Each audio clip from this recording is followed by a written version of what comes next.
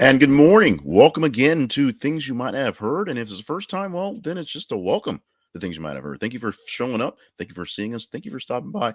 Hopefully live for us. If it's live, let us know in the chat who you are, where you are, and what you think about what's going on. If it's in the future, that means you're not listening at approximately 5:52 a.m. Friday, April the 8th, 2022. Then just drop a line anyway so we know what's going on and how we can help you with these news reports. My name is Jacob Payne. I am a longtime news broadcaster, producer, and just in love with going through the sources. And this is my way of contributing to the mess, the muck, the pretty much a chaos of news in the world today. What I'm going to provide you in just a moment are six stories. I had one story I just could not let go of. So six stories that were vetted by you as things that are conversational that may not be top headline news stories. So yes, Ketanji Brown Jackson was confirmed yesterday as our next Supreme Court justice. But sorry, Ms. Jackson, you didn't make the cut for a full news story. But other great things coming along the way. If you want to see more details about what we do here for the Conversation Project, it's all at this is a conversationproject.com. Also links where you can find ways to help me out because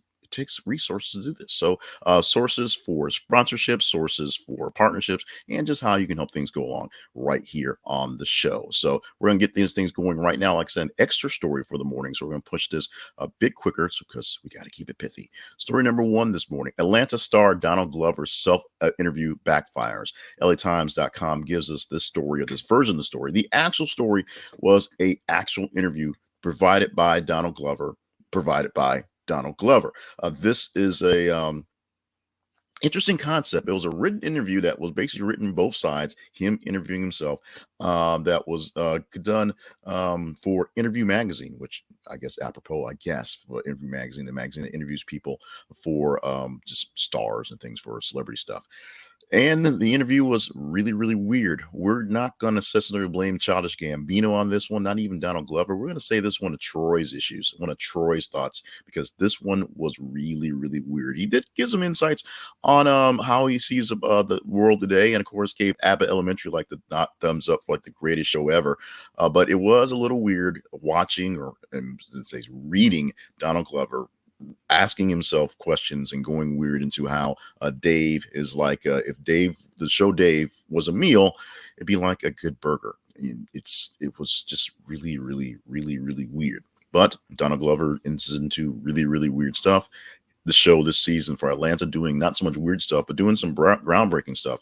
So give him props for keeping Atlanta going. Don't give him props for this hype machine that was this interview with himself. Second story today: Florida woman says she can't make jury duty in Parkland shooting case because, let me check this, make sure I got this proper, of a sugar daddy. Yes, a Florida woman is on the jury or potential juror for the case against the Parkland shooter. We talked about that a few days ago, how, oh yeah, that shooting that happened 4 years ago, they're finally going to trial because she apparently has to see her sugar daddy every day. And while I wish I had the rights to James Taylor and could play every day, we're not going to do that. We're talking about Nicholas Cruz, the shooter at Marjorie Stoneman Douglas Park High School in Parkland, Florida. He murdered 17 people. That happened. So now it's time to actually take this thing to trial, and we're dealing with people going on jury. True story. I got called for jury duty and basically told folks that I was a news reporter and I had to be at New work every day and whatever. That didn't get me off the jury. Something like this apparently may work for this woman. The woman told the judge, Elizabeth Scherer, we can't give her name because of, can't get the woman's name because of, stuff, that she cannot make jury duty. She has a sugar daddy that needs to be seen every single day. And by the way, she is married, not to the sugar daddy, but some other dude. So here's a quote: "This is a whole month. First, let me clarify myself. July 2nd is my birthday. July 4th is my son's. The 18th is my other son's. And this isn't going to work out for me." So along with that stuff, Miss Bristol, as she was identified for the papers, is busy for the entire summer and can't deal with this. So I don't know. I like I said, I had to get this in there. This was just too ridiculous because I could not deal with the fact that she may actually get out of jury duty because she's busy and her sugar daddy kind of needs attention. Not that my job was important. Not that I'm bitter about anything or not. Yeah, I'm a bit bitter. Next story up right now. The Weeknd demands Kanye's $8.5 million Coachella paycheck, threatens to pull out. Kanye is not going to Coachella for a lot of reasons. Some of them make sense. Some of them are just in his mind make sense. But Kanye is pulling out of Coachella, but he's leaving 8.5 mil on the table or in the closet or on the drawer or something like that. A big check for Coachella was going to him. His cut Coachella was going to be $8.5 million.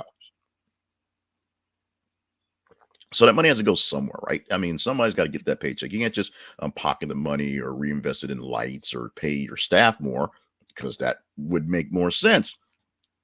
Why can't the Weekend get the big paycheck and swap out his paycheck for the 8.5 million instead? And since that paycheck's not going to anybody, why can't the Weekend demand he gets that big money and demand he be the headliner and demand it to the point where he may pull out?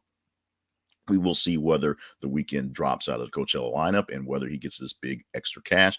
Chances are he won't pull out of the lineup and he may get in a little bump or so, but chances are pretty slim that he's going to actually get the full wad that Kanye was getting because people pay Kanye because not so much for talent, but because he crazy. Our next story, UN General Assembly suspends Russia from Human Rights Council. abc.go.com is the source on this one. This is an actual important story. And this is something that you wonder why it took so long. And then you deal with politics in general, international politics. I have dealt with politicians and politics in my news gathering world and how things actually work as opposed to things that make sense and are doing the right thing. And you will see why this took so long and why it was such a big deal. The sanctions against Russia makes it really, really, really hard to live in Russia.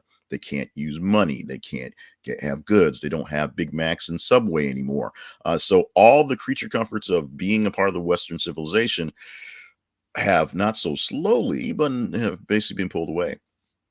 One of the things that Russia has enjoyed for quite some time, being one of the largest nations in the world, but also being a little bit backwards and weird, is that we give them the rights to be on some of the bigger councils because they are larger countries and they're important in the global scan of there, even if their economies don't quite reach up. We also put them on things like human rights councils when they basically abuse human rights. China is on human rights council as well because it's a big country and we want them and important for the global economies, but they also abuse human rights as well. China, of course, right now hasn't exactly invaded anybody like Taiwan. They want to invade Taiwan. They just have not invaded Taiwan.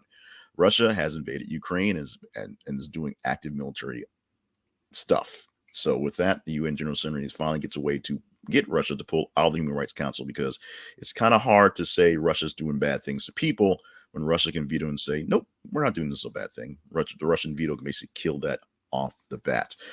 Hard to police somebody who is, in charge of the police. We've talked about that a lot lately as well. Story number 5. True One Tree Hill star it says creator Mark Schwahn was misogynistic. I always have trouble with that word, and creepy.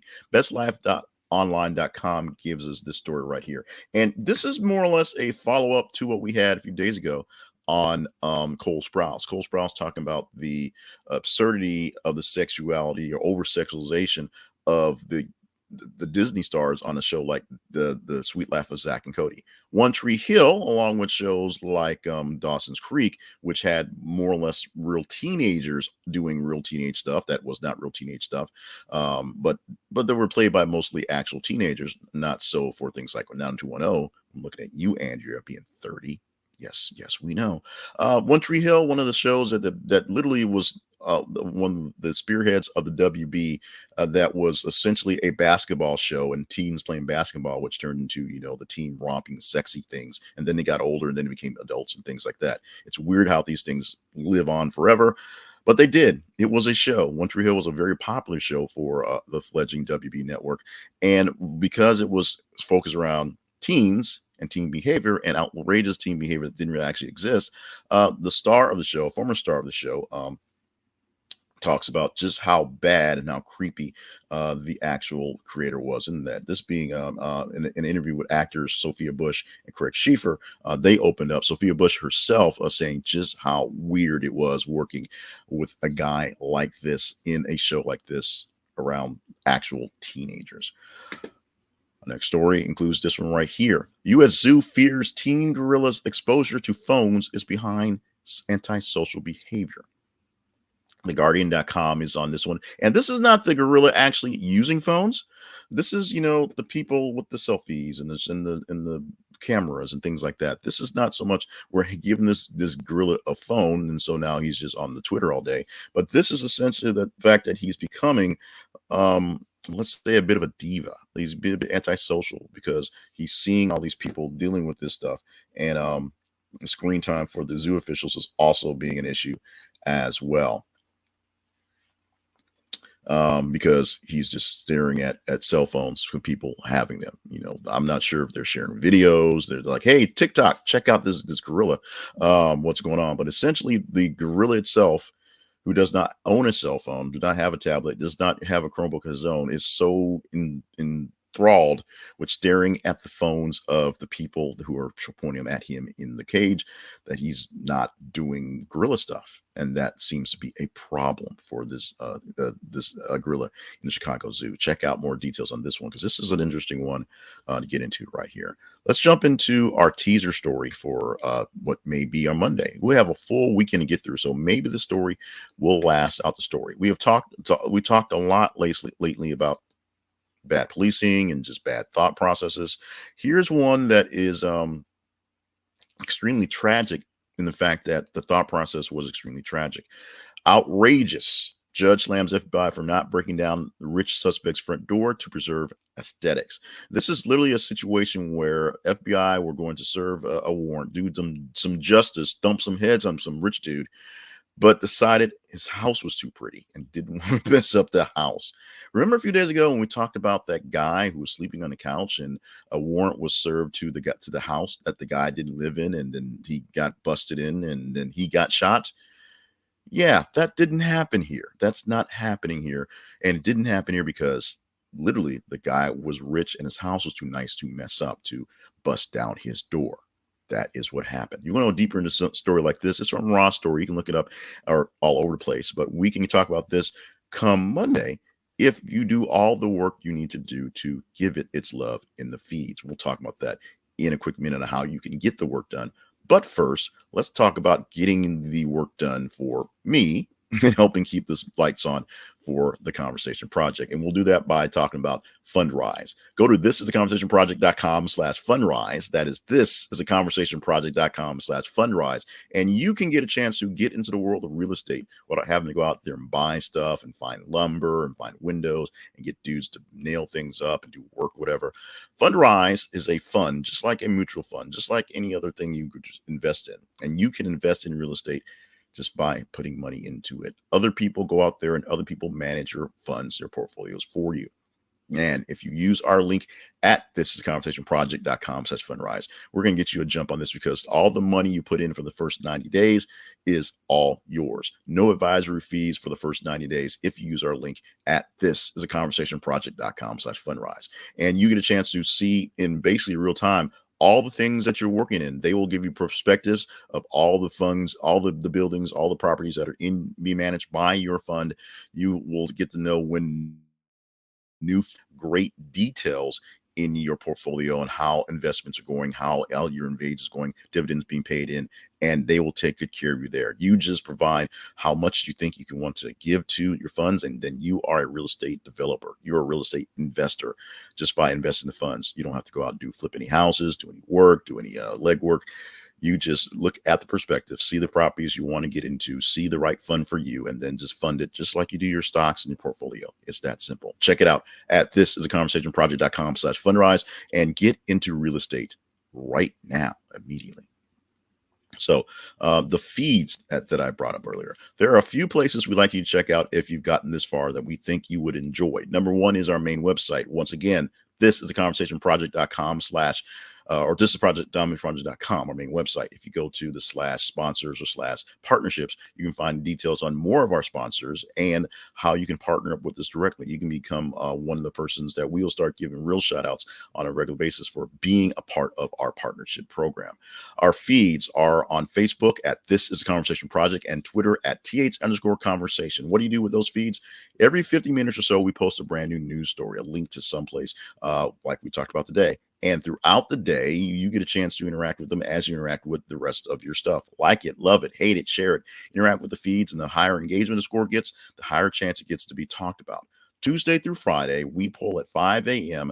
All the stories that have posted in the last day, and we rank them up as by most engaged, and we pick five. Today we pick six from the top 15 stories to give you a good range of things that you guys have vetted. Plus, the internet algorithms have vetted as good.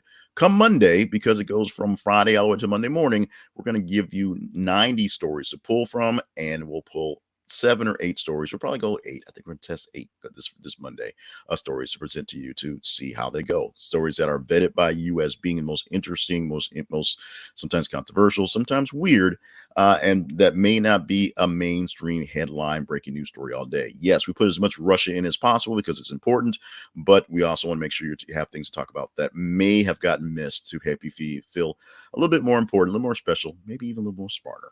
Also, follow us 24/7, 7 days a week on YouTube by going to thisisaconversationproject.com/YouTube. If you don't have our YouTube channel link, you will miss out on the Monday morning show.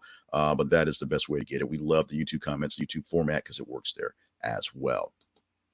I also love to talk about a few things, other things you might have known, including birthdays for this April 8th. John Schneider, of course, you know him as Bo Duke from Dukes of Hazzard. You also know him as Pa Kent from the Smallville version of Superman. You may know him from the Haves and Have-Nots, working with the Tyler Perry folks. He is 62 years old today. Believe it or not, to make you feel really, really old, these two guys. Izzy Stradlin from Guns N' Roses, he's also 60. Yes, they're that old too. And Taryn Noah Smith, the youngest child from Home Improvement, 38 years old today. He may have disappeared from the world of acting, but he's still getting older. And that makes you feel like a really, really, really, really makes me feel really old, at least, that, he's, in his 40s when this show was on so long ago. And a nod to the gorilla who's watching too much screens. National Zoo Lovers Day is today. So go out there and hang out at the zoo, but please don't feed the animals and don't let them watch your cell phone because it's bad. Oh, this is a long one, so bear with me. This is an interesting one. A survey answered by 7,100 teenagers in the United States between March 16th and March 22, probably just left that part out, shows that TikTok is the favorite social network with 33% of mentions, followed by Snapchat at 31% and Instagram at 22%. Only 3% of those surveyed mentioned Facebook as their favorite network and 2% Twitter, which means yes, because we use Facebook and Twitter for our feeds, we're not reaching the kids and we are very old. That is basically confirmed by this survey done last month. This has been Things You Might Have Heard for Friday, April 8th, 2022. I am still Jay Cleveland Payne, as far as I can tell, and we're going to get hard to work for next week's big old junction of news. As we said, we're already gathering news for you. You can check it out right now, and as you check your feed, see what's going on throughout to see what stories might be interesting, what stories are going to be vetted between you and the internet. That is the meta of the meta. And we'll see come Monday what stories reach out as most conversational that do break the mold of just being something plastered all weekend long. So there'll be some Russia, there'll be some Ukraine, there'll be some coronavirus, there'll be some Ketanji Brown Jackson. I promise there'll be something will pop up this weekend or there. But what else will we talk about? What other interesting things will happen over the weekend? We can only see after the weekend and see what you guys say about it. So thank you so much. Remember to stay hydrated, stay limber, stay on task, and Mr. Putin, please let Brittany Griner come home. I'm Jay Cleveland Payne. Thank you so much. We'll do this again on Monday.